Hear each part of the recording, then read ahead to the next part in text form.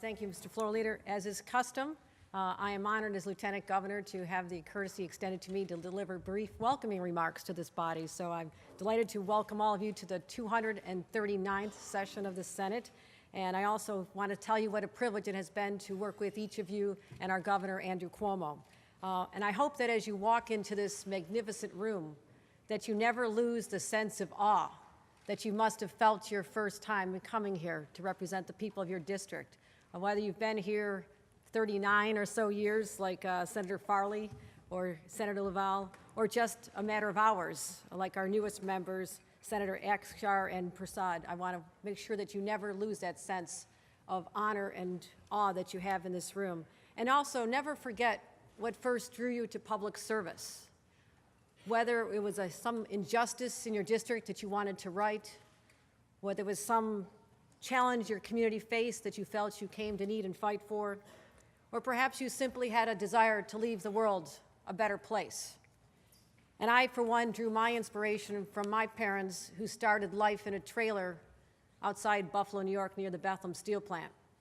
And on my refrigerator, I'll never forget, there was a little sign that said, "Go into the world and do well, but more importantly, go into the world and do good."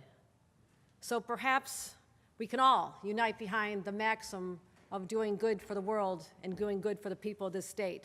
So we know when we enter these halls, we can remain true to our values and to our constituents and to our geographic boundaries.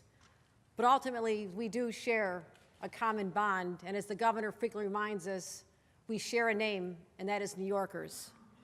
And through our willingness to set aside our differences, roll up our sleeves and work together, we will once again earn and deserve the respect of the people who sent us to this body, who put their faith in each of us. And as I traveled the 62 counties this past year, I can't forget the people whose faces I saw who touched my life profoundly, giving me a glimpse into their world, sharing tears with the wife and children of someone being deployed from Fort Drum, reading to a toddler in a homeless shelter in Buffalo, talking to concerned business owners along main streets in Long Island, and watching in awe of a 30-year school teacher veteran as she embraced pre-K students in Plattsburgh to give them a new chance. Those are the 19 million people that we represent here today, not ourselves. They are the reason we are here. And I will close by saying, last week, I watched as Cardinal Dolan welcomed all of us to St. Patrick's Cathedral for a very sad occasion. It was the mourners of Detective Joseph Lem, who we lost in conflict in Afghanistan. But afterward, I noticed that the Cardinal wrote a column, and he called it, "A Year of Trials Gone By, A Year of Hope Ahead." Interesting title. But His Eminence said, "We have a God of second chances, a Lord who never tires of giving us a fresh start."